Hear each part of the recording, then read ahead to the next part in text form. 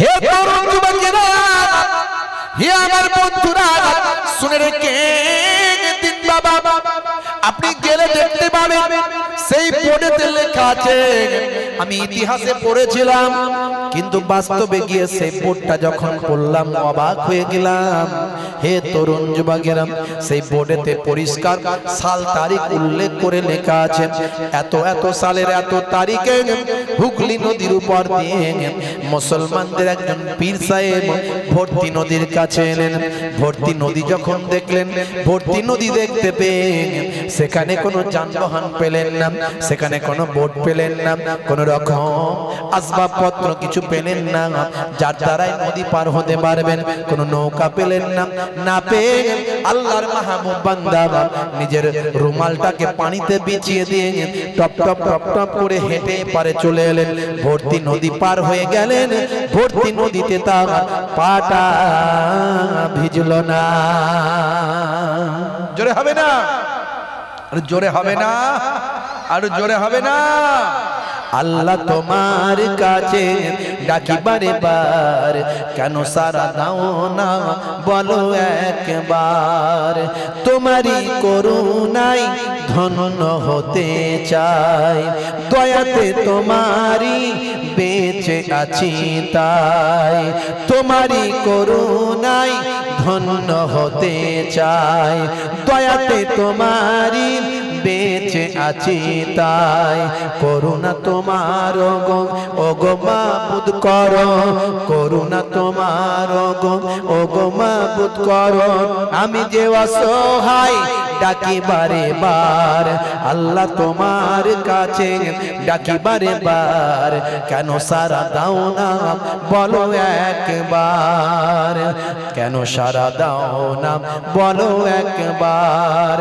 আল্লাহর ওলি মালদা এলো, হুগলি নদীর পারে থামিল। নৌকা না পে রুমাল বিছায়ে পায়ে হেঁটে নদী পার যে হলো।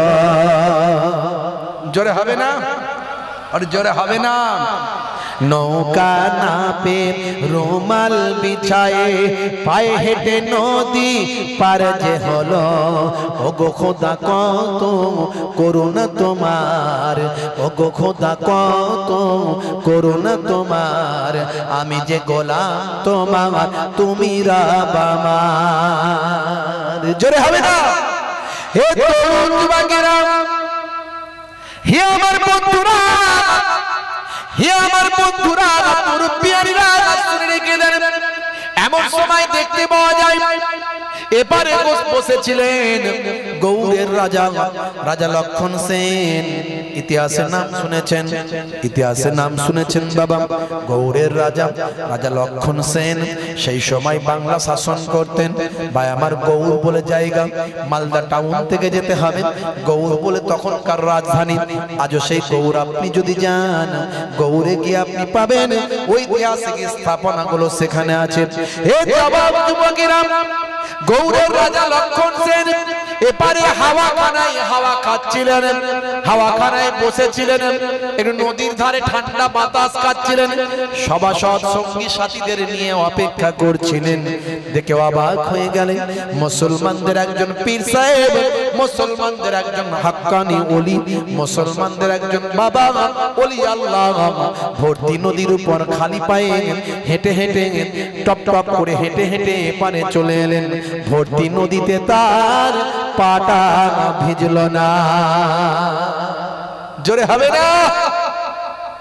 যারা আল্লাহর ওলিদের মানে না, ওই যে এখন কতগুলো মৌলবী বেরিয়েছে না, আগে মোবাইল রিপেয়ারিং এর দোকানে কাজ করত, এখন কোন একটা সাহেব হয়ে গেছে, হয়ে গিয়ে ফতোয়া দিচ্ছে।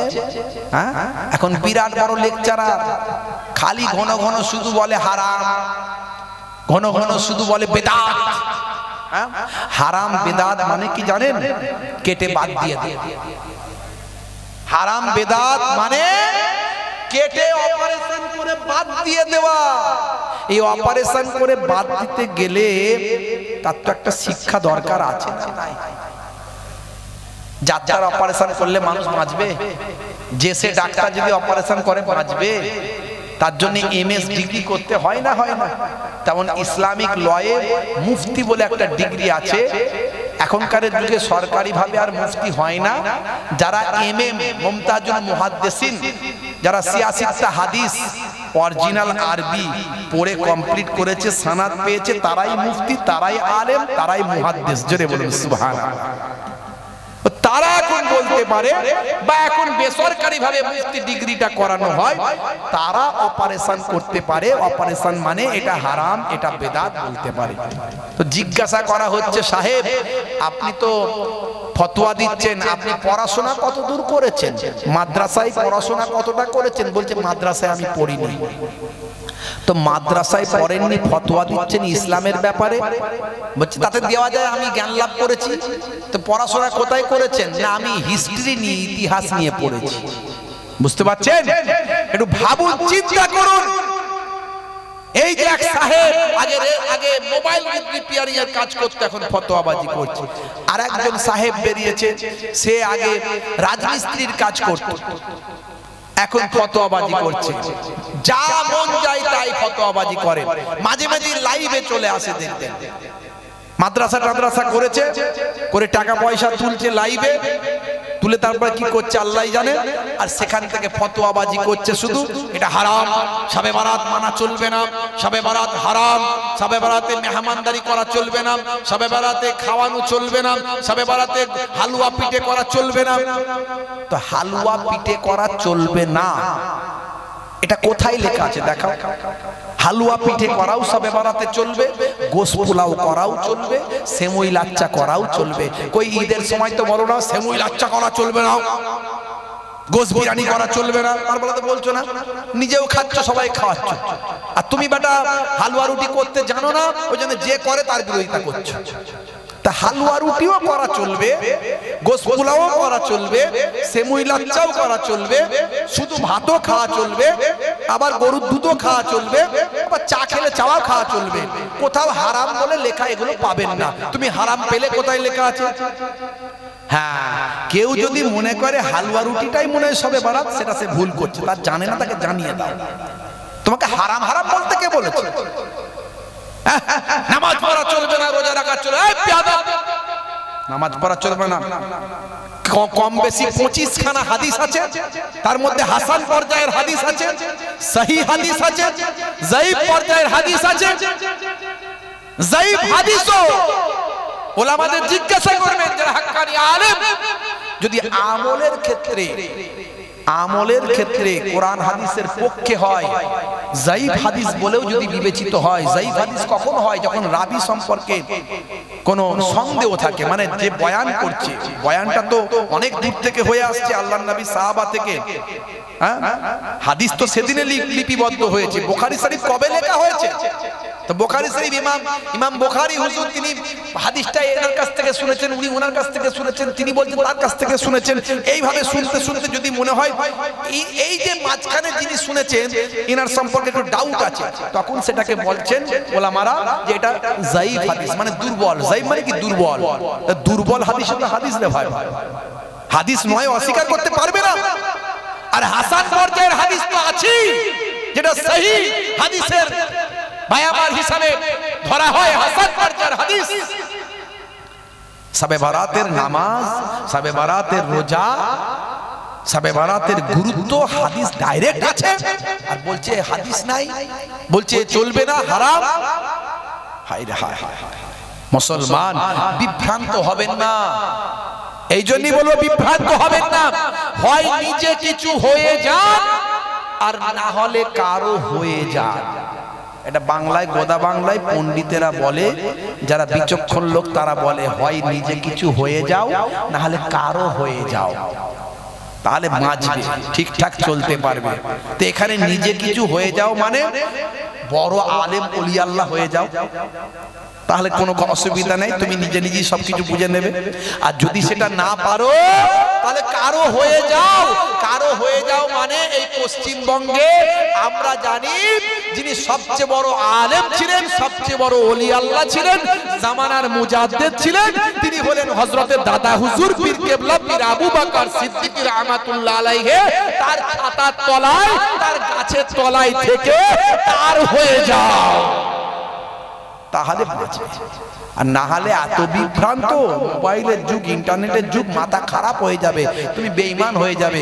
এই জন্য আল্লাহর নবী 1450 বছর আগে বলেছেন, ইউসবিহু রাজুলু মুমিনান ওয়া ইউমসি কাফিরান ওয়া ইউমসি মুমিনান ওয়া ইউসবিহু কাফিরান ইয়াবিউ দীনহু বিআযমিন মিনাদ দুনিয়া।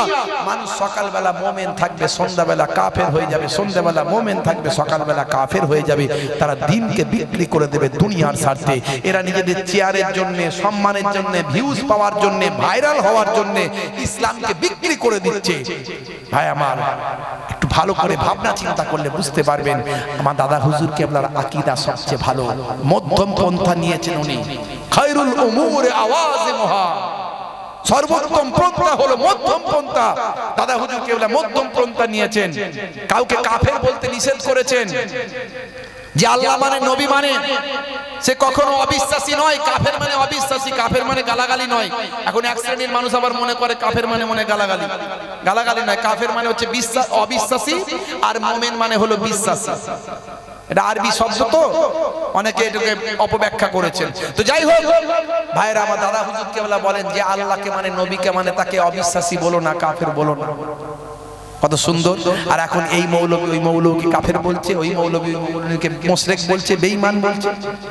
এই জন্য আল্লাহর ওলি বান্দাদের পক্ষে আসুন, আল্লাহর ওলি বান্দাদের হাতে হাত দিন, আল্লাহর ওলি বান্দাদের কাছে বায়াত হয়ে যান, আল্লাহর ওলি বান্দাদের শিষ্য। বায়াত মানে শিষ্য, বায়াত মানে কি? শিষ্য, ছাত্র।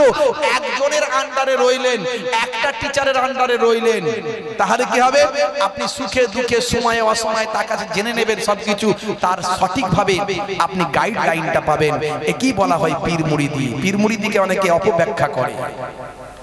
হে তরুণ যুবকেরা, হে আমার বন্ধুরা, শুনে রেখে দিন বাবা, জেনে রেখে দেন হে মুসলমান, একটুখানি খেয়াল করুন। এমন সময় দেখতে পাওয়া যায়, ভাই আমার, দোস্ত আমার, সেই সময় আপনি ইতিহাসে পড়বেন, গৌড়ের রাজধানী ছিল। সেই রাজধানী যিনি শাসন করতেন, রাজধানীতে থেকে তিনি হলেন লক্ষণ সেন, সেন বংশের রাজা লক্ষণ সেন। তখন গৌড়ের রাজা লক্ষণ সেন এপারে হুগলি নদীর এপারে বসেছিলেন। বসে বসে তিনি হাওয়া খাচ্ছিলেন। হে তরুণ যুবকেরা, হে আমার বন্ধুরা, হে যুবকেরা, শুনে রেখে দিন বাবা, গৌড়ের রাজা লক্ষণ সেন দেখে অবাক হয়ে গেলেন। মুসলমানদের পীর সাহেব যারা প্রকৃত হন, তাদের শুনেছিলাম মহান প্রভু অনেক ক্ষমতা দিয়েছেন, কিন্তু আমি এতদিন পর্যন্ত কোনোদিন চোখে দেখি না, এতদিন পর্যন্ত কোনোদিন চোখে দেখি না, আজ চোখে দেখলাম। ভাইরা আমার, তরুণ যুবকেরা আমার, আজকে আমার এক বাপজি মুরব্বী মানুষ, আমার নানা জান ছোট হুজুর কেবলাকে তিনি দেখেছেন, ছোট হুজুর কেবলার ওয়াজ শুনেছেন। হ্যাঁ, আমার সঙ্গে দেখা করতে এলেন, ছোট হুজুর কেবলার নাতি দেখা করতে এলেন। তো দেখা করতে এসে আর নানা জানের কথা বলতে বলতে কাঁদছেন। এতটাই আশিক, যারা সত্যিকারের তখন দেখেছিল, তাদের ওয়াজ শুনেছিল, তাদের সোহবত পেয়েছিল, হাতে হাত মিলিয়েছিল, তারা সব স্বর্ণ হয়ে গেছে, সোনা হয়ে গেছে। জোরে বলুন সুবহানাল্লাহ। তো নানা জানের কথা বলতে বলতে চোখ দিয়ে পানি চলে যাচ্ছে। ওরে বাবা, জিন্দা ওলি দেখেছিলাম, ওলি আল্লাহ পেয়েছিলাম গো, আল্লাহর ওলি পেয়েছিলাম। সে আওয়াজ, সে কণ্ঠ এখনো ভাসছে। আমি বললাম, নানা জানের ওয়াজ শুনবেন নাকি? বলে, পাওয়া যাবে ওয়াজ, শোনা যাবে? আমি বললাম, হ্যাঁ শোনা যাবে। ইউটিউবে গিয়ে একবার ছোট হুজুর নাম লিখুন, তাহলেই চলে আসবে। তো বেচারা বয়স্ক মানুষ, তো প্রায় 80-82 বছর বয়স, না 85 বছর বয়স। আমি ইউটিউবে গিয়ে নানা জানের একটা ওয়াজ বের করে দিলাম। কিছুক্ষণ শুনলো, শুনছে আর কাঁদছে, শুনছে আর কাঁদছে। আমাকে গল্প বলছে, বলছে কাদা, অনেক কাদা। তখনকার যুগে এই ঘটপুকুরের এখানে একটা মাদ্রাসায়, হুজুরের নামই মাদ্রাসা, সেখানে ওয়াজ করতে এসেছিলেন হুজুর, আর আমি গেছিলাম। অনেক কাদা, এসব মাটির রাস্তা, তখন কাদা। তো কাদায় গাড়ি যাবে না, মোষের গাড়ি, মোষের গাড়ি যাবে না ভাই। এমন সময় হুজুর বললেন, বাবা চলো আল্লাহর নাম নিয়ে, পানি হয়ে কাদা হয়ে গেছে, চলো আল্লাহর নাম নিয়ে। বল যেখানে কোনো গাড়ি পার হচ্ছে না সেখানে ছোট হুজুরের গাড়ি পার হয়ে গেল।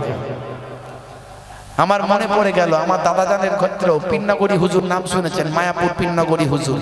ওনার সব রেসানি আগামী রবিবার, এই সামনের রবিবার 10ই ফাল্গুন বাৎসরিক ইসালে সব, যাকে জিন্দা পীর জিন্দা ওলি বলা হয়। আজও ওই আরামবাগ সাব ডিভিশন এলাকায় যদি আপনি গিয়ে পিন্নাগড়ি হুজুরের কথা বলেন, হিন্দুরা বলে দেবতা, হিন্দুরা বলে আমাদের দেবতা ছিল, মুসলমানরা বলে জিন্দা পীর, বুঝতে পারছেন? তো এমন এমন আল্লাহর অলৌকিক ঘটনা আল্লাহ ঘটিয়েছিলেন। ডাক্তার ফেল, চোখে ছানি পড়ে গেছে, চোখে ছানি পড়ে গেছে, ডাক্তার ফেল, যাও ভালো মন্দ খাইয়ে দিয়ে তাকে কদিন রাখো, কদিনের মধ্যে মারা যাবে। বলে মারা যখন যাবে তো হুজুরের কাছে নিয়ে যাবো, একবার দরবার শরীফে নিয়ে যায়। তো অ্যাম্বুলেন্সে করে, আমার চোখের সামনে তখন অ্যাম্বুলেন্সে করে নিয়ে আসা হয়েছে। অ্যাম্বুলেন্স থেকে নামতে পারে না। হুজুর কেবলার অনেক বয়স হয়েছিল, 117 বছর বয়স হয়েছিল। তো হুজুর কেবলাকে ধরে ধরে অ্যাম্বুলেন্সের কাছে আনা হলো। হুজুর ফুঁক দিয়ে দিলেন। কয়েকটা দিনের মধ্যে ওই মানুষটা সুস্থ অবস্থায় হেঁটে হেঁটে হুজুরের কাছে এসে দেখা করলেন, হুজুরের হাতে হাত দিয়ে বায়াত হয়ে গেলেন। রাস্তায় ভীষণ কাদা, বাইরে আবার 4 চাকা গাড়ি যাওয়ার কোন রাস্তাই নাই। হুজুর ছোট মতো মানুষ ছিলেন, পেছনে বসেছিলেন, তো দেখতে পাচ্ছেন না রাস্তা। কি হলো বাবা, গাড়ি দাঁড়িয়ে গেল কেন? কেন গাড়ি দাঁড়িয়ে গেল? হুজুর রাস্তায় খুব কাদা আর লোকেরা বলছে গাড়ি যাওয়া সব বন্ধ, গাড়ি যাবে না। হুজুর রাস্তা দেখতেই পাচ্ছেন না, পেছনে বসে আছে, একটু শর্ট করে মানুষ ছিলেন। তো হুজুর পেছন থেকে না দেখেই বলছেন, চলো না বাবা, আল্লাহর নাম নিয়ে আমি দোয়া করছি, চলো বাবা গাড়ি চালিয়ে দাও। তো ড্রাইভারেরও মনের স্পিরিট বিরাট। আমি পিন্নাগড়ি হুজুরকে গাড়িতে বসিয়েছি, বুঝতে পারছেন? যা হবে হবে, আল্লাহ যা করবে তাই হবে। ওই পিকআপ মেরেছে, গাড়ি কাদার উপর দিয়ে, গাড়ি সোজা একটু স্পিডে বেরিয়ে যাচ্ছে। গাড়ি একটু, লোকেরা অবাক, বলে এখান থেকে গাড়ি যাওয়া সম্ভব নয়। কি করে গেল? আল্লাহর ওলিদের এগুলো আল্লাহ কিছু ক্ষমতা দিয়ে দেন, এগুলোকে আবার মানুষ অন্য চোখে, বাঁকা চোখে দেখে। হুজুর ওয়াজ করছেন, চারিদিকে পানি হচ্ছে, 2-3 কিলোমিটারের ভিতরে কোনো জায়গায় পানি নাই। আল্লাহ এই মজলিসকে হুজুরের ওসিলায় পানি থেকে আল্লাহ হেফাজত করে দিলেন।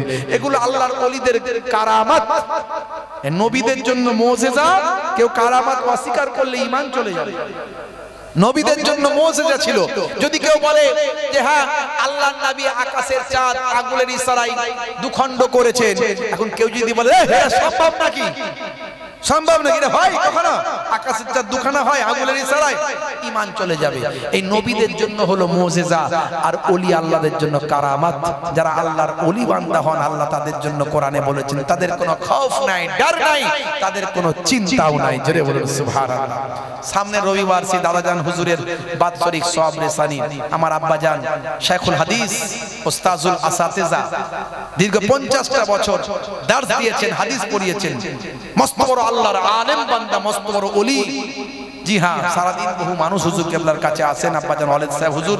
তো ওনার ব্যবস্থাপনায় আগামী রবিবার হরিণখোলা দরবার শরীফে দাদাজানের বাৎসরিক সওয়াব রেসানি আপনাদের দাওয়াত দিয়ে গেলাম। বলেন ইনশাআল্লাহ যাওয়ার চেষ্টা করবেন। এই আশপাশ থেকে অনেকগুলো গাড়ি টাড়ি যাবে, আমার জায়গা কম, খুব খাস ভালোবাসার মানুষদের কি বলি, আজকে বলতাম না আপনাদের এখানে, কিন্তু একটা আলোচনায় বেরিয়ে গেল। তবে ইনশাআল্লাহ আপনাদের দেখে মনে হচ্ছে খুব ভালো মানুষ আপনারা, তো ইনশাআল্লাহ যাওয়ার চেষ্টা করবেন, খাসভাবে দাওয়াত দিয়ে গেলাম। হে তরুণ যুবকেরা, খুবই সংক্ষেপে বলবো, হে যুবকেরা শুনে রেখে দিন বাবা। এপারে বসেছিলেন গৌড়ের রাজা লক্ষণ সেন, দেখে অবাক হয়ে গিয়ে বললেন, বাবা শুনেছিলাম মুসলমানদের যারা প্রকৃত ওলি বান্দা হয় তাদের প্রভু অনেক ক্ষমতা দিয়েছেন, তাদের প্রভু অনেক ক্ষমতা দিয়েছেন, অনেক শক্তি তাদের দান করেছেন। আজ আমি গৌড়ের রাজা লক্ষণ সেন নিজে চোখেই প্রত্যক্ষ করলাম। বাবা পীর সাহেব, আমি হলাম গৌড়ের রাজা লক্ষণ সেন, আমি রাজা মশাই, বলুন আপনাকে আমি কি সেবা করতে পারি? আল্লাহর মাহবুব বান্দা বললেন, আমার কোনো সেবা লাগবে না, আমি তো আপনার কিছু করি না, কেন আপনি আমার সেবা করবেন? আমি আমার কোনো কিছুই প্রয়োজন নাই। আল্লাহর মাহবুব বান্দাকে রাজা মশাই বললেন, হে মুসলমানদের পীর সাহেব, আমি আজকে আপনার এই অলৌকিক ক্ষমতা দেখে বড় আনন্দিত হয়েছি, আপনাকে কিছু পুরস্কার দিতে চাই, আপনাকে কিছু গিফট দিতে চাই। হে তরুণ যুবকেরা, আল্লাহর ওলি বান্দারা, নির্লোভী মানুষ, যতটুকু প্রয়োজন ততটুকু তিনি নেবেন। হে যুবকেরা, হে আমার মুরব্বিয়ানেরা, শুনে রেখে দিন বাবা, শুনে রেখে দেন, যতটুকু প্রয়োজন ততটুকু তারা নেন, তার বেশি তাদের আর প্রয়োজন হয় না। আমার ওয়ালিদ সাহেবের কথা মানে বলাটাও খুব একটা বাঞ্ছনীয় হবে না, তবু একটা কথা বলি, আপনারা গিয়ে দেখবেন, যদি যান, রবিবারে যান, আমার ওয়ালিদ সাহেব হুজুরের সঙ্গে দেখা করলে বুঝতে পারবেন। প্রতিদিন প্রচুর মানুষ আসে, যদি তিনি টাকা নিতেন বিশাল কিছু করে ফেলতেন, যেটুকু প্রয়োজন সেটুকু নেন, বাকি সব ফেরত দিয়ে দেন। দীর্ঘ 50টা বছর 60 বছর তিনি জলসা করেছেন, কোনোদিন কোনো জায়গায় টাকা চেয়ে নেননি। এমনও অনেক ড্রাইভার সাহেব আমাদেরকে বলেছে, হুজুর নিজের পকেট থেকে তেল খরচা দিয়েছেন নজরানা না নিয়ে, কিন্তু এখন অনেক আলেম ওলামারা চেয়ে নেন, কিন্তু বাধ্য হয়ে, সেটা পরিস্থিতির শিকার। আমার লাইফে অনেক ঘটেছে, জলসায় চলে এসেছি, আমি 1 পয়সা আগে অ্যাডভান্স নিই না, চলে এসেছি, আসার পরে হঠাৎ করে ফোন আসছে, হুজুর জলসা হচ্ছে না। আবার এরকম ঘটনা ঘটেছে, এসে গ্রামটাই খুঁজে পাচ্ছি না, অ্যাড্রেসটাই রং, ভুল অ্যাড্রেস। এরকম বর্তমান পরিস্থিতিতে অনেক কিছু সমস্যার কারণে ওলামায়ে দ্বীনরা, মুফতিরা তারা ফতোয়া দিয়েছে যে প্রয়োজনে ধার্য করা চলবে, প্রয়োজনে। আর যারা বলে যে ধার্য করা চলবে না, হারাম, অমুক তমুক, সব বেদাতি হয়ে যাবে, মুশরিক হয়ে যাবে, কাফের হয়ে যাবে, আমি নাম বলছি না, এইরকম বক্তা আমার জানা আছে। তারা যখন লোকালে জলসা করে তখন এই ফতোয়া দেয়, আবার তারা যখন 200 কিলোমিটার দূরে যায় তখন সেখানে কান বলে 14-15 হাজার 20 হাজার টাকা নিয়ে চলে আসে। সেই রিপোর্ট আমাদের কাছে আছে, তা আমি এগুলো নিয়ে কথা বলতে চাই না। তাহলে এসব যেগুলো পারবো না সেগুলো কেন বলবো?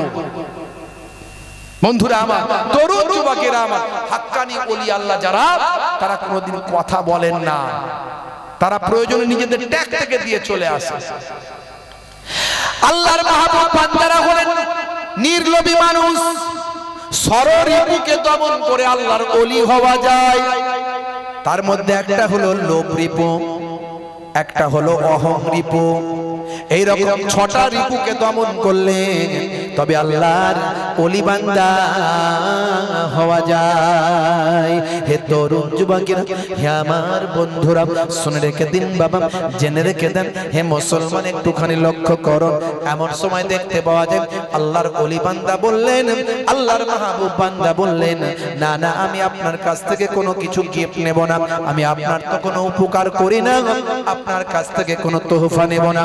রাজা মশাই বললেন, বেগাইরে মাসালাতিন ফাহুয়া হাদিয়াতুন, না চেয়ে যেটা পাওয়া যায় সেটা হলো হাদিয়া। আপনার নবী হাদিয়া নিয়েছেন, আপনার রাসূল হাদিয়া নিয়েছেন, আর আপনি কেন হাদিয়া নেবেন না? রাজা মশাই জোর করে আল্লাহর মাহবুব বান্দাকে যতটুকু হাদিয়া দিলেন সেটা 1 টাকা 2 টাকা নয়, 1 বিঘে 2 বিঘে সম্পত্তি নয়, 5 বিঘে 10 বিঘে 20 বিঘে সম্পত্তি নয়, টানা 22টা হাজার বিঘে আল্লাহর ওলি বান্দার নামে লিখে দিলে। জোরে হবে না? আর জোরে হবে না? ওই জায়গাটা আজও 22,000 নামে খ্যাত। জোরে বলুন সুবহানাল্লাহ, জোরে বলুন সুবহানাল্লাহ। আল্লাহর ওলি সেইখানেতে হুজরা বানায় ইবাদত করে। জোরে হবে না? আল্লাহ তোমার কাছে ডাকি বারে বার, কেন সারা দাও না বলো একবার। এপারেতে গৌরের রাজা ছিল, হাওয়া খানায় বসে সব দেখিল। এপারেতে গৌরের রাজা ছিল, হাওয়া খানায় বসে সব দেখিল। ছুটে গিয়ে রাজা ওলি আল্লাহকে 22,000 বিঘে লিখে দিল। জোরে হবে না? জোরে হবে না? আল্লাহর ওলি সেইখানেতে হুজরা বানায়ে ইবাদত করে আল্লাহর ওলি সেইখানেতে হুজরা বানায়ে ইবাদত করে আল্লাহ তোমার কাছে ডাকি বারে বার কেন সারা দাও না বলো একবার তোমারই করুণায় ধন্য হতে চাই দয়াতে তোমারই বেঁচে আছি তাই করুণা তোমার ও গো মাবুদ করো করুণা তোমার ও গো মাবুদ করো আমি যে অসহায় ডাকি বারে বার আল্লাহ তোমার কাছে ডাকি বারে বার কেন সারা দাও না বলো একবার জোরে হবে না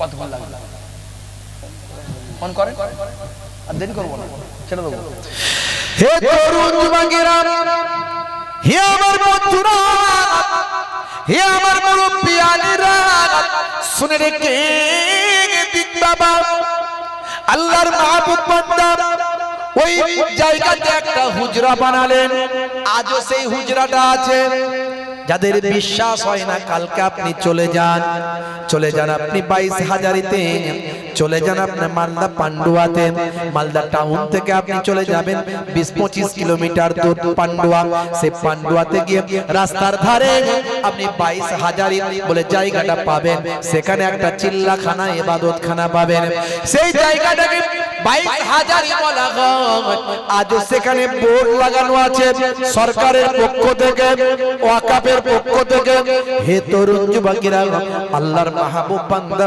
সেখানে একটা হুজরা বানালেন সেই হুজরাতে বসে বসে আল্লাহর ইবাদত বন্দেগী করতে লাগলেন সেখান থেকে দ্বীন ইসলামের খেদমত করতে লাগলেন মানুষকে হেদায়েতের বাণী দিতে লাগলেন হে তরুণ যুবকেরা সেই জায়গায় বেশ কয়েক বছর থাকার পরে আল্লাহর ওলি বান্দা ওই জায়গাটা ওয়াকফে লিল্লাহ করে দিলেন এতিমদের জন্য মিসকিনদের জন্য বেওয়াদের জন্য মুসাফিরদের জন্য মুহতাজদের জন্য অসহায় মানুষদের জন্য ওই জায়গাটা ওয়াকফে লিল্লাহ করে সেখান থেকে বাংলাদেশ সিলেটের জমিনে গিয়ে পৌঁছালেন সিলেটের জমিনে গিয়ে হেদায়েতের বাণী দিলেন সেখানে অবশেষে শেষ নিঃশ্বাস ত্যাগ করলেন ইন্তেকাল করলেন ওই আল্লাহর ওলি বান্দার রওজাটা বাংলাদেশ সিলেটের জমিনে হয়েছে সে আল্লাহর মাহবুব বান্দার নাম হযরত জালাল তাবরেজি রাহমাতুল্লাহ আলাইহি পারস্যের তাবরেজ থেকে ওই আল্লাহর ওলির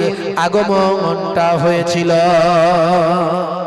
জোরে হবে না জোরে হবে না ভাইরা আমার তরুণ যুবকেরা আমার কিছুকাল সেখানে ওলি থাকিল দুস্থ ফকিরদের লিখে দিল কিছুকাল সেখানে ওলি থাকিল দুস্থ ফকিরদের লিখে দিল সেই আল্লাহর ওলি জালাল তাবরেজি সেই আল্লাহর ওলি জালাল তাবরেজি সিলেটের জমিনে রওজা ওগো সিলেটের জমিনে রওজা ওগো আল্লাহ তোমার কাছে ডাকি বারে বার কেন সারা দাও না বলো একবার ইতিহাসের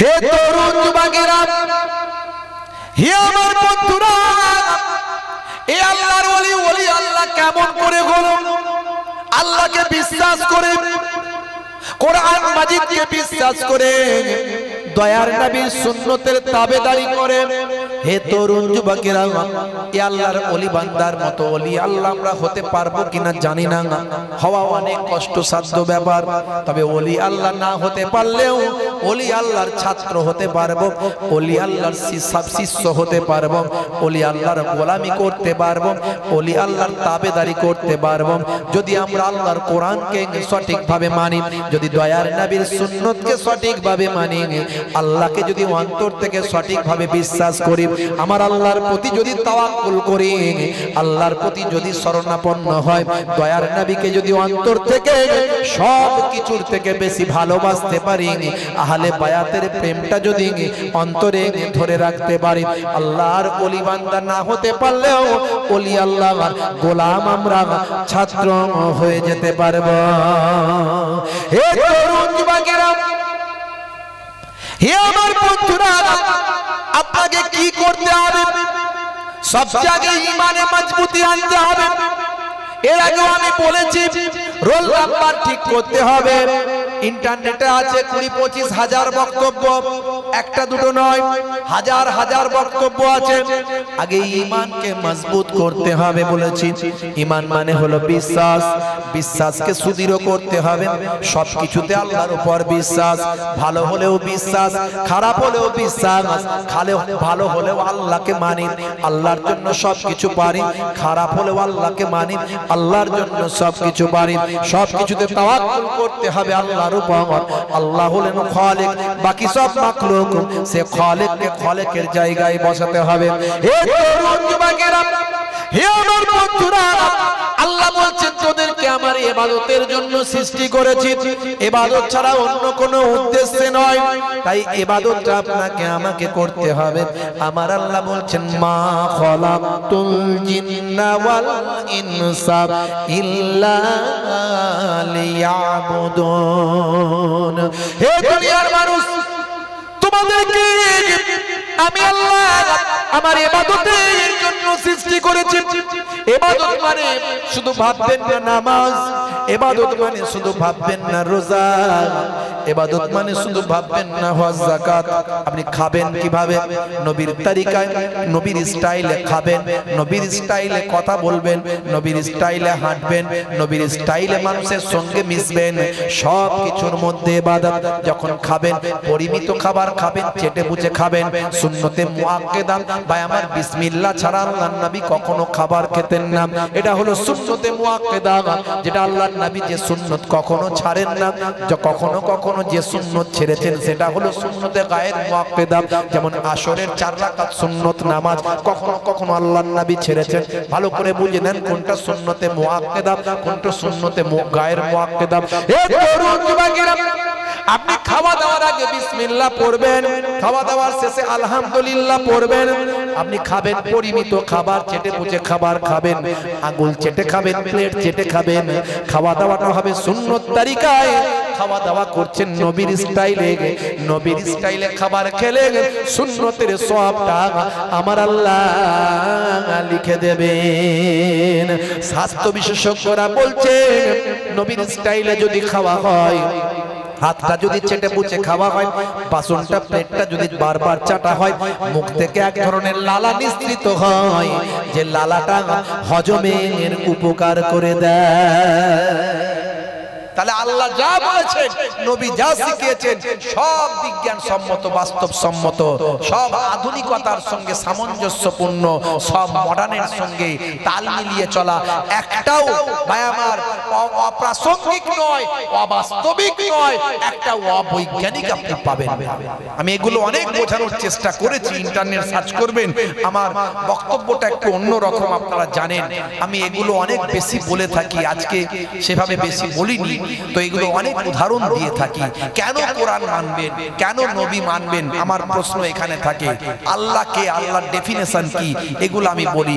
আজকে একটু ইতিহাস থেকে একটা ঘটনা ইতিহাস থেকে বললাম, বাস্তব তথ্য, বাস্তবের উপরই আমার বেশি আলোচনা থাকে। আজকেও বাস্তবের আলোচনা আপনাদের কাছে করেছি। তাহলে এইগুলো সব ইবাদত। হে তরুণ যুবকেরা, হে আমার বন্ধুরা, শুনে রেখে দিন বাবা, জেনে রেখে দেন। হে মুসলমান, একটুখানি লক্ষ্য করুন। কয়েক সপ্তাহ আগের কথা বলি। জম্মু কাশ্মীর হাইকোর্টের বিচারপতি একটা রায় ঘোষণা করেছেন। আপনারা জানেন কি জানি না? আপনারা খবরটা পেয়েছেন কি পাননি জানি না বাবা। ইন্টারনেটে ভাইরাল হয়েছে, পৃথিবীতে নিউজ হয়েছে, সারা পৃথিবী তোলপাড় হয়েছে। আমার কাছে নিউজটা রাখা আছে। জম্মু কাশ্মীর হাইকোর্টের বিচারপতি একটা রায় দিয়েছেন। বিচারপতি একজন অমুসলিম, নাম হলো বিনোদ চ্যাটার্জি কৌর। তিনি যে রায়টা দিয়েছেন সেই রায়টা হলো আল্লাহর কোরআন থেকে রায়। আল্লাহর কোরআন থেকে রায় দিয়েছে। সারা পৃথিবী তোলপাড়, সারা পৃথিবী তোলপাড় হয়ে গেছে। হে তরুণ যুবকেরা, হে আমার বন্ধুরা, শুনে রেখে দিন বাবা, জেনে রেখে দেন। হে মুসলমান, একটুখানি লক্ষ্য করুন। বিচারপতি কৌর 43 বছর আগের একটা পুরানো রায় দিয়েছেন। 43 বছর আগের একটা পুরানো রায় দিয়েছেন বিচারপতি কৌর। বিচারপতি কৌর যার এগেইনস্টে রায়টা দিয়েছেন তিনি হলেন ভাই আমার, হে তরুণ যুবকের, একজন মুসলিম। তার মুসলিম একজন নাম ভাই আমার, তিনি একজন মুসলিম মানুষ। তিনি তার 43 বছর আগে তার বোনকে তিনি বঞ্চিত করেছিলেন। 43 বছর আগে ভাই আমার, তার নাম হলো আব্দুল গাফফার। সম্পত্তি থেকে, পিতার সম্পত্তি 43 বছর আগে ভাই আমার সম্পত্তি থেকে বোনকে বঞ্চিত করেছিলেন। বোনকে বঞ্চিত করে নিজের নামে সব লেখাপড়ি করে নিয়েছিলেন। 43 বছর আগে মামলা হয়েছিল। 43 বছর পর জম্মু কাশ্মীর হাইকোর্টে বিচারপতি কৌর রায় দিচ্ছেন। রায়টা দেওয়ার সময় তিনি বলছেন, হে আব্দুল গাফফার, আপনার মুখে দাঁড়িয়ে আছে, আপনি নিশ্চয় ধার্মিক মানুষ, আপনি নিশ্চয় নামাজি মানুষ। বন্ধুরা আমার, তরুণ যুবকেরা আমার, ভাইরা আমার, মুরব্বিয়ানিরা আমার, শুনে রেখে দিন বাবা, জেনে রেখে দেন। সেই সময় 43 বছর আগের রায়টা দেওয়ার সময় জম্মু কাশ্মীর হাইকোর্টের বিচারপতি মিস্টার কৌর সেই সময় বললেন, হে আব্দুল গাফফার, আপনাকে দেখে মনে হয় আপনি একজন ধার্মিক মানুষ। আপনার মুখেতে দাঁড়িয়ে আছে, নিশ্চয় আপনি নামাজি মানুষ। বলে, হ্যাঁ আমি নামাজি মানুষ। আপনি কি হজ করেছেন? বলে, হ্যাঁ আমি হজ করেছি। তাহলে হাজী সাহেব মানুষ। আচ্ছা বলুন তো, সব ব্যাপারে আপনি ধর্ম মানেন, কিন্তু বোনের সম্পত্তি ঠিকঠাক বুঝিয়ে দেওয়ার ক্ষেত্রে আপনার ধর্মটা কোথায় থাকে? কে বলছে? 43 বছর আগের কেস রায় দিচ্ছে একজন অমুসলিম হিন্দু বিচারপতি, নাম হলো বিনোদ চ্যাটার্জি কৌর। কার এগেইনস্টে রায় হচ্ছে? আব্দুল গাফফার হাজী সাহেব। বর্তমানে একজন হাজী সাহেব, দাড়িওয়ালা সুবি সাহেব, নামাজি। হে তরুণ যুবকেরা, বিচারপতি কৌরকে বলছেন, বিচারপতি কৌর বলেন, হে আব্দুল গাফফার, শুনে রেখে দিন, জেনে রেখে দিন, 43 বছর আগে সেই সময় হয়তো আপনি এতটা ধার্মিক ছিলেন না, তাই আপনি আপনার বোনকে হয়তো বঞ্চিত করেছেন। তবে শুনে রাখেন, আপনার এই রায়টা দেওয়ার জন্য আমি আল্লাহ কোরআন পাঠ করেছি। আল্লাহর কোরআন পড়লাম, দেখলাম এই বিষয়ে কোনো রায় আছে কিনা। খুঁজে খুঁজে খুঁজে খুঁজে আপনার রায়টা আল্লাহর কোরআনের মধ্যে পেয়ে গেলাম। আপনি বোনকে বঞ্চিত করেছেন বাপের সম্পত্তি থেকে। আমরা এখানে যারা আছি, আমরা বাপের সম্পত্তি থেকে বোনকে কেউ বঞ্চিত করিনি, কেউ করিনি, তাই না ভাই? আর এটা করা অন্যায়, তাই তো নাকি ভাইরা আমার? এখানে কেউ কিছু বলছেন না, আপনারা রাগ করছেন নাকি আমার কথা শুনে? এখানকার মানুষজন ভালো, সব বোনকে কোনোদিন কেউ বঞ্চিত করেননি। বাপের সম্পত্তিতে বোনের অধিকার, মানে মেয়ের অধিকার আছে না নাই? একটু বলেন তো দেখি, বলেন একটু, আছে না নাই? আছে। আর আমরা অনেক ক্ষেত্রে দেখা যায় ভাইরা কি করে, বোনকে বুঝিয়ে বাজিয়ে বলে, আমার সম্পত্তি তোর সম্পত্তি, আমার জায়গায় তোর জায়গা, আমার ঘরই তোর ঘর, তুই যখন আসবি আমার ঘরে থাকবি, আমার ঘরে খাবি, ভালো মন্দ বিরিয়ানি করে খাওয়ায়। ভাই আমার বললো, এক কাজ কর, তোকে 5 লাখ দিচ্ছি, আর তোর ছেলে পুলে সব আমার ঘরে এসে থাকবে, উঠবে বসবে, খালি একটা টিপসই মেরে দে। ব্যাস, মারলো টিপসই, 1 কোটি টাকা সম্পত্তি বোনের সবটাই আত্মসাৎ করে নিল। এরকম লোক এখানে নাই, আমাদের দিকে আছে।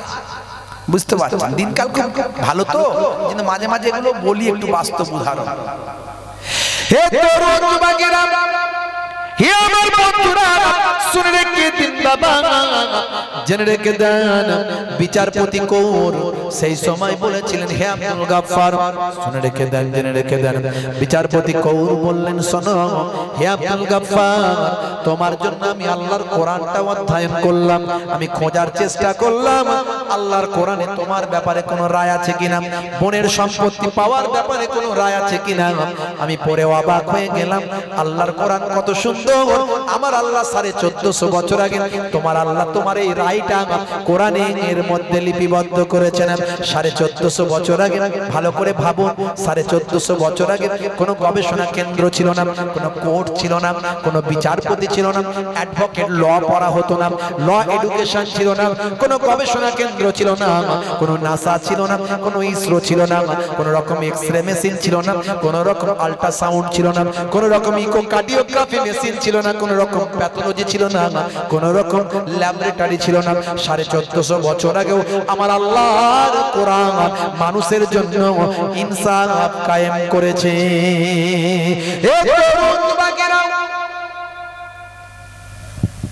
হে আমার বন্ধুরা, বিচারপতি কৌর সে সময় উল্লেখ করলেন আল্লাহর কোরআন, কোরআন মাজিদের একটা সূরা পড়লেন, সূরার নাম হলো সূরা নিসা, আয়াত নাম্বার হলো 11।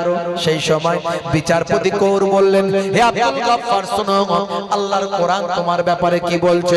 আল্লাহর কোরআন সূরা নিসা আয়াত নাম্বার 11-তে আমার আল্লাহ বলছেন, শুনে রেখে দাও আব্দুল গাফফার, আমার আল্লাহ বলছেন তোমার আল্লাহ কি বলছেন শোনো, ইউসিকুমুল্লাহু ফি আওলাদিকুম লিযযাকারি মিসলু হাযিল উনসাইন। হে আব্দুল গাফফার, 1450 বছর আগে তোমার আল্লাহ বলছেন হে দুনিয়ার মানুষ, আমি আল্লাহ তোমাদের জন্য নির্দেশ দিচ্ছি, হে দুনিয়ার সন্তান সন্ততি তোমাদের জন্য আমি আল্লাহর নির্দেশ, একজন পুত্র দুইজন কন্যার সমান অংশ পাবে, অর্থাৎ একজন কন্যা একজন পুত্রের অর্ধেক অংশ পাবে, ভাই যা পাবে বোন তা বাপের সম্পত্তিতে অর্ধেক অংশ পাবে। হে তরুণ যুবকেরা, আব্দুল গাফফারকে সেই সময় বিচারপতি কৌর বললেন শোনো আল্লাহর কোরআন ফয়সালা করেছে 1450 বছর আগে তোমার আল্লাহ বলে দিয়েছেন যে ভাই যা পাবে বোন তার অর্ধেক, তোমার পিতার সম্পত্তিতে তোমার অর্ধেক তোমার বোন পাবে। আল্লাহর কোরআনের রায়টা আজকে আমি ঘোষণা করলাম। জোরে হবে না, জোরে হবে না। বোনের সম্পত্তি ঠিকঠাক ভাবে বুঝিয়ে দেবেন। দুনিয়াতে এসেছেন খালি গায়ে, উলঙ্গ অবস্থায়, ছোট বাচ্চা, আর দুনিয়া থেকে যখন যাবেন 3টে কাফনের কাপড় পরে, এছাড়া আর কিচ্ছু থাকবে না। কার সম্পত্তি নষ্ট করবেন? আধার জায়গা নিয়ে মারামারি, এক বেগটা জায়গা নিয়ে কেস কাচারি, খুন খারাপি। একটু সবর করে নিন, ধৈর্য ধারণ করে নিন। সে একটু নিতে চাইছে, নিয়ে যদি সে মনে করে আল্লাহর দরবারে বাঁচবো তো বাঁচকে যাক। আপনার কাছ থেকে কেউ যদি কেড়ে কুড়ে একটু কিছু নিয়ে নেয়, এটা আপনার লাভ আছে। কাল কিয়ামতের দিনে তার আমল নামা আল্লাহ আপনাকে দিয়ে দেবে। আপনি সবর করুন, ধৈর্য ধারণ করুন। বন্ধুরা আমার, তরুণ যুবকেরা আমার, আমি এই দুটো তথ্য আপনাদের দিলাম। এরকম তথ্য আমার কাছে আরো অনেক আছে, বেশি তথ্য আমি দিতে যাচ্ছি না। এর দ্বারাই প্রমাণ হয় আল্লাহর কোরআন সত্য। 1450 বছর আগে এমন কথা কোরআনে লিপিবদ্ধ আছে, এর দ্বারাই বোঝা যায় কোরআন মাজিদ সত্য। আর কোরআন মাজিদ যদি সত্য হয়, কোরআন যিনি পাঠিয়েছেন মহান আল্লাহ তিনি সত্য। যার কাছে কোরআন মাজিদ পাঠানো হয়েছে সে আখিরি জামানার পয়গম্বর, তিনিও সত্য। বন্ধুরা আমার বক্তব্যটা একটু অন্য রকম, একটু বুঝে নিতে হবে কি বলতে চাইছি, কিভাবে বলছি, কি ভঙ্গিমায় বলছি, একটু বুঝে নিতে হবে। আমি শুধু একটা ঘটনা বলে চলে যাওয়ার লোক নয়। এই জন্য আমাকে অনেকে বলে হুজুর আপনার কথা শুনে আমি নামাজি হয়েছি। আলহামদুলিল্লাহ, কারণ আমি সেইভাবে একটু তাকিদ দিয়ে বোঝানোর চেষ্টা করি। বন্ধুরা আমার, তরুণ যুবকেরা আমার, আল্লাহ যদি সত্য হয়, আল্লাহর নির্দেশ সত্য, আল্লাহর হুকুম সত্য, নবী যদি সত্য হয়, নবীর সুন্নাত সত্য। হে তরুণ যুবকেরা, আপনার মনকে শক্ত করুন, আল্লাহকে বিশ্বাস করুন। মরতে হবে একবার চিন্তা করুন, আমার আল্লাহর কোরআনের নির্দেশগুলোকে একবার মান্যতা দেন। 1450 বছর আগে আল্লাহর কোরআন যা বলেছেন আজকের যুগে বিজ্ঞান আর বাস্তবতায় পরিণত হয়েছে। পৃথিবী বিখ্যাত বিখ্যাত গবেষক, পৃথিবী বিখ্যাত বিখ্যাত অথার পণ্ডিত, নায়ক গায়ক খেলোয়াড় প্লেয়ার, তাই আজকে নবীর ভক্ত, আল্লাহর নির্দেশ তারা মান্যতা দিচ্ছে। হে মুসলমান, তুমি নবী মানো, আল্লাহ মানো বলো, অথচ নামাজ কেন পড়ো না? অথচ তুমি আল্লাহর নবীর সুন্নত কেন অবহেলা করো? আর কতদিন বাঁচবে একবার ভাবো। আজকে নায়ক গায়করা যদি নবী ভক্ত হয়, আল্লাহর নির্দেশ মান্যতা দেয় না, তাহলে তুমি কেন মান্যতা দেবে না? সবকিছু বোঝার পরেও তুমি কেন অবুঝ হয়ে থাকবে?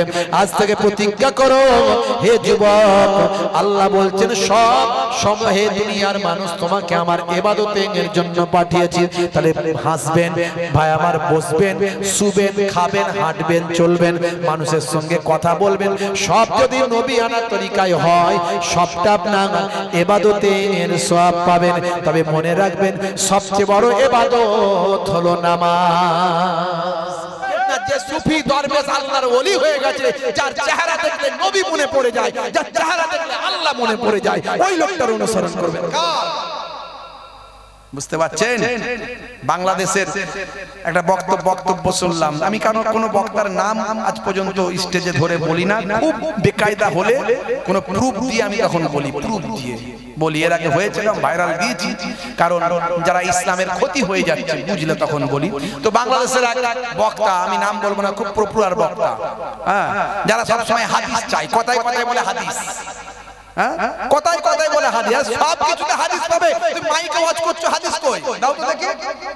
মাইকে যে বক্তৃতা দিচ্ছ, ইন্টারনেটে ভিডিও করছো, ভিডিও বার্তা দিচ্ছ, মিডিয়ায় বক্তব্য রাখছো, হাদিস দাও। মিয়া পাগলামি করার জায়গা খুঁজে পাওনি? সবে কি হাদিস পেয়ে যাবে? ভাত খাবে, রুটি খাবে, গোশত খাবে, হাদিস পাবে? বুঝতে হবে কোনটায় হাদিস লাগবে আর কোনটায় লাগবে না। ভাইরা, বক্তা বলছে ওলি আবার কি, পীর আবার কি, সুফি দরবেশ আবার কি, যারা মাওলানা তাদের অনুসরণ করো। ভুল কথা। মাওলানা ডিগ্রি পাওয়া সহজ, যে কেউ মাওলানা হতে পারে, বা আমল মাওলানা, আমল ওয়ালা মাওলানা হলে সে আর মাওলানা শুধু থাকে না, আল্লাহর ওলি হয়ে যায়। সেই ওলি আল্লাহর অনুসরণ। আমরা বলি ওলি আল্লাহর অনুসরণ করো। হে তরুণ যুবকেরা, হে আমার বন্ধুরা, এর জন্য আমার আল্লাহ কোরআন মাজিদের ভিতরে জানিয়ে দিলেন, কোরআনের কথা কখনো মিথ্যা হতে পারে না। যারা ওই কথাগুলো বলে তারা কোরআনের কথার ভাই আমার অবাধ্য কথা বলে, কোরআনের কথার বিপক্ষে কথা বলে। আমার আল্লাহ কোরআন মাজিদের ভিতরে বললেন, আতিউল্লাহ ওয়া আতিউর রাসূল ওয়া উলিল আমরি মিনকুম, তোমরা আমি আল্লাহ আমার ইতাআত করো, আমার রাসূলের ইতাআত করো। আল্লাহ এবং রাসূলের গোলামি যারা করেছেন, এরকম আল্লাহর মাহবুব বান্দা যারা, উলিল আমর, উলিল আম যারা আল্লাহর মাহবুব বান্দা, ওলি বান্দাদের গোলামি করো। আল্লাহ নির্দেশ ডাইরেক্ট আল্লাহ কোরআনে নিজেই বলছে। এই সমকক্ষ, ইকুয়াল, ইকুইভ্যালেন্ট, এই রকমের বক্তব্য কোরআনে অনেক আছে। ওলি মুর্শিদা, এই যে মুর্শিদ ভাই আমার বন্ধু, আল্লাহর বন্ধু, এদের বক্তব্য আল্লাহ কোরআনে দিয়েছেন। হে তরুণ যুবকেরা, হে আমার বন্ধুরা, আমার আল্লাহ বলছেন, আলা ইন্না আউলিয়া আল্লাহি লা খাউফুন আলাইহিম ওয়ালা হুম ইয়াহজানুন। যারা আমার প্রকৃত ওলি বান্দা হয়, যারা আমার প্রকৃত বন্ধু হয়ে যায়, ওলি মানে হলো বন্ধু। ওলি মানে কি? ওলি মানে কি? বন্ধু। বলছে আমরাও তো ওলি। বক্তা বলছে শুধু হাদিস ছাড়ার কিছু মানি না, তো বলছে ওলি আল্লাহদের আমরা মানি। বলছে ওলি আবার কি? আমরাই তো ওলি। বক্তা বলছে পেচ্ছাপ করে ঠিক মতো পানি নাই কিনা গ্যারান্টি নেই, বলছে আমরাই ওলি। ওলি মানে বন্ধু। ওলি মানে কি? বন্ধু। তো আল্লাহর বন্ধু হতে গেলে সেই কোয়ালিটি অর্জন করতে হবে। কথা ঠিক না ভুল? সেই কোয়ালিটি না হলে আল্লাহর বন্ধু হতে পারে? যেরকম বলতে হতে পারে অত সহজ গায়ের জোরে বলে দিলে হবে আমি আল্লাহর বন্ধু, আমি মুহিবুল্লাহ আল্লাহর বন্ধু, বলুন নাউজুবিল্লাহ। এই সব কথাবার্তা বলা যাবে না, ওয়াজ বুঝতে হবে। হে তরুণ যুবকেরা, আল্লাহ বলছেন শুনে রেখে দাও, যারা আমার প্রকৃত বন্ধু হয়ে যায়, যারা আমার প্রকৃত ওলি বান্দা হয়, লা খাউফুন আলাইহিম, আমি আল্লাহ বলি তাদের কোনো খৌফ নাই, ডর নাই, ওয়ালা হুম ইয়াহজানুন, আমি আল্লাহ বলি তাদের কোনো চিন্তা নাই। আল্লাহর ওলি বান্দা কারা, আল্লাহর মাহবুব বান্দা কারা, শুনে রেখে দেন, আল্লাহর ইবাদত বندگی করেছেন যারা, আল্লাহর ওলি বান্দা কারা, আল্লাহর প্রেমে আত্মহারা যারা, আল্লাহর ওলি বান্দা কারা, দয়ার নবীর সুন্নতের তাবেদারি করেছেন যারা, আল্লাহর ওলি বান্দা কারা, যারা আল্লাহর ইবাদতে মশগুল হয়েছেন যারা। বড় পীর আব্দুল কাদের জিলানী, যার ক্ষমতা দিয়েছিলেন আল্লাহর রুহানি, হযরতে খাজা গরিব নওয়াজ, যার তুলনা হবে না। এরা হলেন আল্লাহর ওলি, এরা হলেন আল্লাহর মাহবুব বান্দা। ফুরফুরা শরীফ মুজাদ্দিদুজ জামান কুতুবুল আলম হযরতে পীর আবু বকর সিদ্দিক রাহমাতুল্লাহ আলাইহি আল্লাহর ওলি বান্দা, এতে কি কোনো সন্দেহ আছে? না না না না, আল্লাহর ওলি বান্দা যারা, তাদের সঙ্গে আমার আল্লাহ যোগাযোগটা হয়ে যায়। মাল্লাহুল মাওলা ফালাহুল কুল, বান্দা যখন আল্লাহর হয়ে যায়, কুল মাখলুকাত তার গোলাম হয়ে যায়। জোরে হবে না? বান্দা যখন আল্লাহর হয়ে যায়, মাখলুকাত তার গোলাম হয়ে যায়। মান কানা লিল্লাহি কানা আল্লাহু লাহু, যে বান্দা আল্লাহর হয়ে যায়, স্বয়ং আল্লাহ তার হয়ে যায়। জোরে হবে না? ভাইরা আমার, তরুণ যুবকেরা আমার, যারা আল্লাহর মাহবুব বান্দা, তাদের চেহারা দেখলে সাগীরা গুনাহগুলো maaf হয়ে যায়। মান যারা আলিমান ফাকান্নামা যারানি, এখানে আলেম বলতে মাদ্রাসায় পাস করে এলি আলেম, ওই আলেম নয়। মাদ্রাসায় পাস করে এসেছে, দাড়ি ছোট ছোট করে রেখেছে, দাড়ি চাঁচে, মাঝে মাঝে সিগারেটের টান মারে, আমাদের ওখানে আছে, অজো করে সিগারেটের টানও মারে। আমি গুজরাটে গেছি জলসায়, গুজরাটে, বুঝতে পারছো, গুজরাটে গান্ধীনগরে জলসায় গেছি, ডালিম নিমরায় গেছি, শাহালমে গেছি, এই কদিন আগে বোম্বাইতে গেছিলাম, দিল্লিতে গেছি। বোম্বাইতে এর আগে হজ হাউসে জলসা করে এসেছি আপনাদের দোয়ায়। সারা ভারতবর্ষে প্রত্যেকটা রাজ্যে আল্লাহ নিয়ে গেছেন কম বেশি, ভারতবর্ষের বাইরেও বাংলাদেশ থেকে শুরু করে বিভিন্ন জায়গায় আল্লাহ নিয়ে গেছেন আলহামদুলিল্লাহ। তো আমি গুজরাটে জলসায় গেছি, ভাইরা আমার, লোকজন আমাকে নিয়ে গেল বিশাল বড় একটা মসজিদ, পরিচয় আমি দেব না কারণ ইন্টারনেটের সময় আমি তার কাছে খবর জায়গাটা চাই না।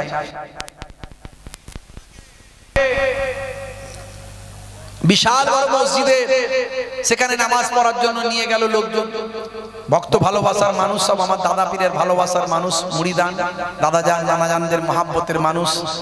তো আমাকে নিয়ে গেল নামাজ পড়ার জন্য, নামাজ পড়তে গেলাম, একসঙ্গে অনেক মানুষ, 20-25 জন লোক আমার সঙ্গে আছে।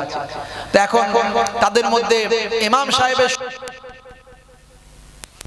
বলে, হুজুর দাঁড়ান, আপনার সঙ্গে ইমাম সাহেবের পরিচয় করায়। तो इमाम साहब के डाक दिया हलो गलो कि बंगाल से हमारा पीर साहब का लड़का आया है, फुरफुरा शरीफ का खानदान है, अहले बयात का खानदान है, कुरैश खानदान है, सब बोल लो। বলার পরে তারপরে আপনার ইমাম সাহেব এলো, আলহামদুলিল্লাহ খুব সুন্দর ভালো ব্যবহার করলেন, করে বলে कुछ खाएंगे पिएंगे? नहीं नहीं हम नहीं, कुछ नहीं खाएंगे, कुछ नहीं पिएंगे, अल्हम्दुलिल्लाह जज़ाकल्लाह खैर। बोलो तो ठीक है, तो थोड़ा सिगारेट पी लीजिए। बोले আমাকে সিগারেটটা বের করে দিচ্ছে, সিগারেট খান। সর্বনাশ করেছে, সিগারেট খান কি রে ভাই, আমাদের দেশের লোক যদি জানে, আর এই স্টেজে উঠতে দেবে লোক, আরে সিগারেট খাবো কি রে ভাই, বাপের কালে কোনদিন সিগারেটের গন্ধ সহ্য করতে পারিনি। नहीं नहीं हम नहीं खाते, हम नहीं पीते, नहीं नहीं हम नहीं पीते। ওরা সিগারেটের লম্বা লম্বা টান মারে, ওরা মনে করে সিগারেট খাওয়া হালাল, কোনো অসুবিধা নাই। আমরা মনে করি হারামের কাছাকাছি, হারামই বলা যেতে পারে, বুঝতে পারছো ভাইরা আমার? তো এই তো অবস্থা, সব ওয়ারাসাতুল আম্বিয়া করে দিলে হবে না, চেহারা দেখলে সাগীরা গুনাহ মাফ হয়ে যাবে, অত সহজ, অত সহজ। সেই দরজার ওলি হতে হবে, তবে তার চেহারা দেখলে সাগীরা গুনাহ মাফ হবে। আল্লাহর নবী বলেন, হে তরুণ যুবকেরা, মুরব্বিয়ানেরা শুনেন, দয়ার নবী আমার বলছেন, মান যারা আলেমান ফাকান্নামা যারানি, যে আলেমে হাক্কানির জিয়ারত করলো, মুলাকাত করলো, সে যেন আমি নবী, দয়ার নবী আমারই মুলাকাত করলো। জোরে হবে না? মান সাফা আলেমান ফাকান্নামা সাফানি, যে আলেমে হাক্কানির সঙ্গে মুসাফা করলো, আল্লাহর ওলি বান্দার সঙ্গে মুসাফাটা করলো, সে যেন আমি দয়ার নবী আমার সঙ্গে মুসাফা খানা করলো। জোরে হবে না? দেখছেন হাক্কানি আল্লাহর আলেম বান্দার কত দরজা, একটু ভাবুন তো। এখন সে আলেমদের আমরা মানিও না, সে সম্মান কই আলেমদের? আর সম্মান না করার কারণ হচ্ছে আমরা নিজেরা দোষী, আমরা নিজেরা নিজেদের সম্মান রাখতে পারি না। মুখে এমন ভাষা প্রয়োগ করছি, এমন বক্তব্য রাখছি, এমন কথাবার্তা বলছি, আমার ব্যবহারে আপনি খুশি নন, কারণ আমার ব্যবহারের মধ্যে নবিয়ানা আখলাক নাই। কিন্তু যদি সত্যি থাকে কারো মধ্যে, জানবেন তার দরজা আল্লাহ কত বুলন্দ করেছে। ওয়াল্লাযিনা উতুল ইলমা দারাজাত, তোমাদের মধ্যে প্রকৃত আহলে ইলম যারা, তাদের মর্যাদা সবচেয়ে বেশি, ডাক্তারের থেকে বেশি, অ্যাডভোকেটের থেকে বেশি, নেতা মন্ত্রীর থেকে বেশি, ভাই আমার লিডারের থেকে বেশি। পৃথিবীর যত প্রফেশন, যত কাজকর্মের মানুষ আছে, সবাই থেকে আল্লাহর কোরআন রাসূলের হাদিসের জ্ঞানী ব্যক্তি আলেমে হাক্কানির ইজ্জত আল্লাহর দরবারে সবচেয়ে বেশি। জোরে হবে না? আল্লাহর নবী বলেন, মান জালাসা আলিমান ফাকান্নামা জালাসানি, যে আলেমে হাক্কানির মজলিসে গিয়ে বসলো, আল্লাহর ওলি বান্দার মজলিসে গিয়ে বসলো, সে যেন আমি রাসূলুল্লাহ দয়ার নবীর মজলিসে গিয়ে বসলো। জোরে হবে না? দরুদ শরীফ আল্লাহুম্মা সাল্লি আলা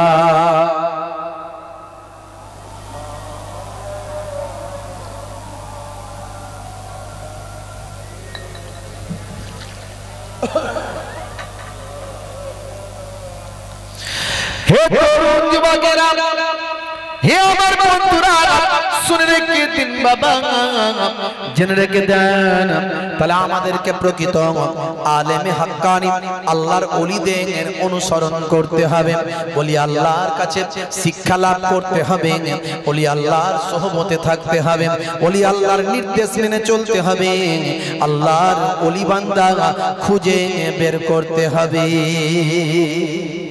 হুজুর ওলি বান্দা পাই কি করব? সব পেয়েছো, ওলি বান্দা পাওনি, ঠিক আছে, খুঁজে বের করতে হবে তোমাকে।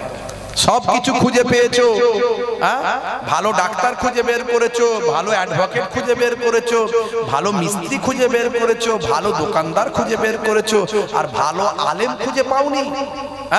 খোঁজার চেষ্টা করোনি, গুরুত্ব দাওনি। হে তরুণ যুবকেরা, হে আমার বন্ধুরা, হে আমার মুরব্বিয়ানেরা, শুনে রেখে দিন বাবা, হে মুসলমান একটু চিন্তা করুন। ভাইরা আমার, তরুণ যুবকেরা, আমার মুরব্বিয়ানেরা, আল্লাহর মাহবুব বান্দাদের অনুসরণ করতে হবে, আল্লাহর ওলি বান্দাদের অনুসরণ করতে হবে। একজন আল্লাহর ওলি বান্দার কথা আপনাদের মাঝখানে একটুখানি তুলে ধরি। হে তরুণ যুবকেরা, বাস্তব ইতিহাস থেকে আপনাদের বলবো, একেবারে ঐতিহাসিক ঘটনা আপনাদের মাঝখানে বলছি। বহুদিন আগে ইতিহাসে পড়েছিলাম, কিন্তু আমি বারবার মালদার জমিনে গিয়ে প্রত্যক্ষ করেছি। মালদা জেলায় একটা জায়গা আছে, জায়গাটার নাম হলো পান্ডুয়াসারি। মালদা টাউন থেকে আরো কিছুটা এগিয়ে যাবে। হে তরুণ যুবকেরা, আরো কিছু কিলোমিটার এগিয়ে গেলে জায়গা একটা পাবেন, জায়গাটার নাম হলো পান্ডুয়া। এই পান্ডুয়া শরীফে আপনি যাবেন, পান্ডুয়া শরীফে ঢোকার আগে রাস্তার ধারে একটা জায়গা পাবেন, জায়গাটার নাম হলো 22 হাজারি, অনেকে বলে 22 চিল্লাখানা। আজও সরকার বাহাদুরের পক্ষ থেকে, আগে অশোক স্তম্ভ দিয়ে বোর্ড লাগানো ছিল, এখন ভাই আমার এখন ওয়াকাফ স্টেটের পক্ষ থেকে বোর্ড দেওয়া আছে, ওয়াকাফ স্টেটের পক্ষ থেকে বোর্ড দেওয়া আছে। সবচেয়ে বড় ইবাদত কি? নামাজ। আপনি চেটে পুচে খাবেন, পরিমিত খাবার খাবেন, বিসমিল্লাহ বলে শুরু করবেন, আলহামদুলিল্লাহ দিয়ে শেষ করবেন, ইবাদতের সওয়াব, সুন্নতের সওয়াব। ডান দিকে কাত হয়ে ঘুমাবেন, রাত্রি যখন ঘুমাবেন ডান দিকে কাত হয়ে ঘুমাবেন, লাইটটা বন্ধ করে দিয়ে ঘুমাবেন, অন্ধকারের ভিতরে ঘুমাবেন। সুন্নতের ঘুম হলো, নবী বলেছেন ওইভাবে ঘুমাচ্ছেন, সুন্নতের সওয়াব, ইবাদতের সওয়াব। আর মাথার পেছন সাইড থেকে আপনি যদি অন্ধকারের ভিতরে ঘুমান, নবীর নির্দেশ মেনে ঘুমান, সায়েন্স বলছে, বিজ্ঞানীরা বলছে, মাথার পেছন সাইড থেকে মেলাটোনিন হরমোন বের হয়ে রক্তের সঙ্গে মিশে গিয়ে ক্যান্সারের জীবাণু থেকে শরীরকে রক্ষা করবে। দেখেছেন? সব কিছুর মধ্যে সায়েন্স, বিজ্ঞান পাবেন। আপনি যখন হাঁটবেন, চলবেন, রাস্তা থেকে পেরেক, কাঁচ ভাঙা পাথর পড়ে থাকলে সাইড করে দেবেন। মাঝে মাঝে বাড়িতে যখন থাকবেন, স্ত্রীর সঙ্গে ছোট ছোট কাজ, রান্নায় সহযোগিতা করবেন, মাঝে মাঝে ঘরটা ঝাড়ু দেবেন। বাজারটা যখন করে নিয়ে আসবেন, মনে মনে ভাববেন আমার নবী করতেন তাই করছি। সুন্নতের সওয়াবটা আল্লাহ নামাজ আমলে লিখে দেবেন। মাঝে মাঝে আপনি ভাই আমার ছোট ছোট বাচ্চা পেলে তাদের সঙ্গে একটু ভালোবাসা দেবেন, তাদেরকে একটু গিফট দেবেন, তাদেরকে ভালোবাসবেন, আদর করবেন। আমার নবী করতেন, সুন্নতের সওয়াব পাবেন। বড় মানুষ, বৃদ্ধ, বয়স্ক মানুষ পেলে অসম্মান করবেন না, তাদের যথারীতি সম্মান দেওয়ার চেষ্টা করবেন। বয়স্ক মানুষদের সম্মান করবেন, আল্লাহর নবীর সুন্নতকে অনুসরণ করবেন। ভাই আমার, তরুণ যুবকেরা আমার, মুরব্বিয়ানেরা আমার, নারী জাতিদের সম্মান করবেন, ইজ্জত করবেন। বাপ মায়ের চেহারার দিকে শ্রদ্ধার নজরে যদি একবার তাকান, ফিকুল্লে নাজারাতিন, নবী বলেন প্রত্যেকটা দৃষ্টির বিনিময়ে এক একটা কবুল করা নফল হজের সওয়াব আমার আল্লাহ নামাজ আমলে লিখে দেয়। তাহলে সব কিছুর মধ্যে ইবাদত, কিন্তু বড় ইবাদত কি বললাম? নামাজ। বড় ইবাদত কি? নামাজ। নামাজ ছেড়ে দিয়ে সব কিছু করব, আল্লাহ বলবে হবে না। আসল কাজের বেলায় ফাঁকা। আবার নামাজ, ইবাদত, বন্দেগী সব করছেন, রোল নাম্বার ফাঁকা, ঈমানের জায়গায় ফাঁকা। অনেকে বলে না আমি নামাজ পড়ি না বটে, আমার ঈমান কিন্তু পাক্কা। আবার অনেকে বলে দেখবেন 10 যেখানে খোদা সেখানে, মানে এই সব কথাগুলো শিরকি কথাবার্তা। নামাজ রোজাও করছে, আবার পীরের মাজারে গিয়ে সিজদা করছে, বাবা পীর রক্ষে করো, তুমি বিরাট বড় খোদা। উনি সর্বনাশ। আছে না? নাই। কত রকম দেখবেন। এই জন্য আমরা হক পীরের অনুসারী, মুজাদ্দিদুজ্জামান দাদা হুজুর কেবলার অনুসারী, কোন ভণ্ড পীরের অনুসারী নয়। ভণ্ড পীরের বিরোধিতা আমরাও করি, মনে রাখবেন। তাহলে ঈমান রোল নাম্বার ঠিক রাখবেন, তারপরে খাতায় লিখবেন, আমল করুন। আমলগুলোর মধ্যে সবচেয়ে বড় আমল হলো নামাজ। আফজালুল ইবাদাতে ইবাদাতুস সালাত। হে তরুণ যুবকেরা, হে আমার বন্ধুরা, এই কথাটা বলে শেষ করব।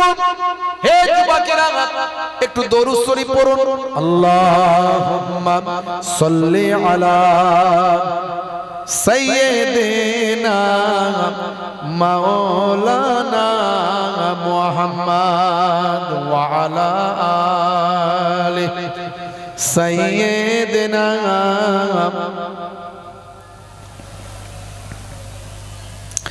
রাসূল তুমি দয়ার সাগর, হাবিব আল আমিন, তোমার দয়ায় পূর্ণ হলো সারা পৃথিবী।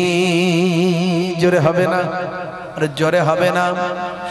তুমি করলে দুঃখ মোচন দুঃখী মহিলাদের, তুমি দিলে অধিকার ফিরিয়ে তাদের। তোমার কাছে ঋণী সবাই, তোমার কাছে ঋণী সবাই আমরা প্রতিদিন। তোমার দয়ায় পূর্ণ হলো সারা পৃথিবী, তোমার দয়ায় পূর্ণ হলো সারা পৃথিবী। আল্লাহুম্মা সাল্লি আলা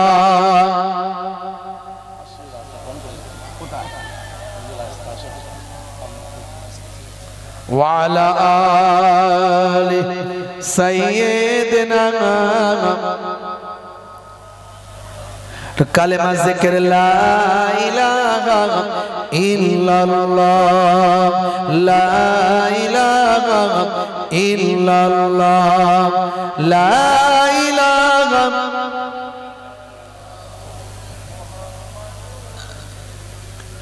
अल्लाह ही अल्लाह किया करो, दुख न किसी को दिया करो, जो दुनिया का मालिक है नाम उसी का लिया करो।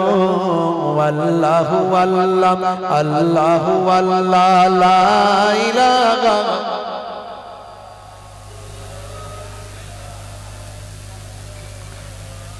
কত দূরে আছো? চলে ঠিক আছে। লা ইলাহা,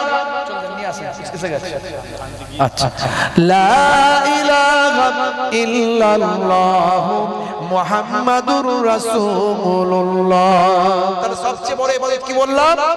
নামাজ। মাশাআল্লাহ, আমার ছোট ভাই পীরের আওলাদ, দুই খানদানের পীরের আওলাদ, মাশাআল্লাহ আপনাদের অতি পরিচিত মানুষ পীরজাদা মাহফুজুল্লাহ হুসাইনি ভাইজান আপনাদের, তিনি এসে গেছেন, এক্ষুনি আসবেন। তাহলে সবচেয়ে বড় ইবাদত কি বললাম? নামাজ, তাই তো? তাহলে নামাজ ছাড়লে আমাদের হবে না, নামাজ বাদ দিয়ে কোনো ইবাদত কাজে লাগবে না। তাই আমি নামাজ নিয়ে দু লাইন বলি। ওয়াক্ত যে হলো ওযু করো, মসজিদে চলো, খোদার হুকুম পালন করো, নামাজটা পড়ো। ভাইকে নিয়ে চলে আসেন। ওয়াক্ত যে হলো ওযু করো, মসজিদে চলো, দিন রাত 5 ওয়াক্ত নামাজ পড়লে পাবে ভাই জান্নাত। জোরে হবে না? জোরে হবে না? একবার তাকবীর দেন, নারে তাকবীর। মাশাআল্লাহ মাশাআল্লাহ, আপনাদের আকাঙ্ক্ষিত মাশাআল্লাহ সুনাম ধন্য, আপনাদের অত্যন্ত প্রিয় মানুষ, আপনাদের মেজো ভাইজান পীরজাদা হাফিজ মাওলানা মাহফুজুল্লাহ হুসাইনি, দুই দরবারের দুই খানদানের পীরের আওলাদ এসে হাজির হয়েছেন, ওয়াজ নাসিহাত করবেন। একবার তাকবীর দেন তো দেখি, নারে তাকবীর। পীরের আওলাদরা এলে একটু সম্মান দিয়ে দাঁড়িয়ে তাকবীর দিতে হয়, কি কথা ঠিক না ভুল? হ্যাঁ মাশাআল্লাহ, নারে তাকবীর, নারে তাকবীর। সিলসিলা হক ফুরফুরা শরীফ, সিলসিলা হক মুজাদ্দিদুজ জামান, নারে তাকবীর, নারে তাকবীর। মাশাআল্লাহ, আপনারা ওয়াজ নাসিহাত শুনুন। আমি আপনাদের খেদমত থেকে বিদায় নিচ্ছি, আপনাদের দাওয়াত দিয়ে যাই। কবে দাওয়াত দিলাম? সামনে রবিবার, মনে থাকবে তো? বলেন ইনশাআল্লাহ। হে যুবকেরা, বিশেষ করে যুবকেরা, আপনারা তো মাঝে মাঝে ট্যুর করেন, ফুরফুরা শরীফ থেকে আপনারা জিয়ারত করে ওখান থেকে আধ ঘন্টা লাগবে, বলেন ইনশাআল্লাহ। জিন্দা পীর জিন্দা ওলি হুজুরের সওয়াব রেসানি রুহানি দোয়া পাবেন, যাওয়ার চেষ্টা করবেন। বাপ আপনাদের দাওয়াত দিয়ে গেলাম, মাশাআল্লাহ। ওয়াজ নাসিহাত শুনুন, আপনাদের খেদমত থেকে বিদায় নিন। প্রত্যেকে মহাব্বতের সালাম দিয়ে আসসালামু আলাইকুম, দরুদ শরীফ, আল্লাহুম্মা